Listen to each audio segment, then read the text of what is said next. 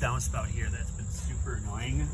It has screws in it, but it goes out over a pathway, and every time the dog goes by or we try to cut the grass, we have to take it off. This is easy. I'll just screw this back on. But what I found was a hinge system that I want to try.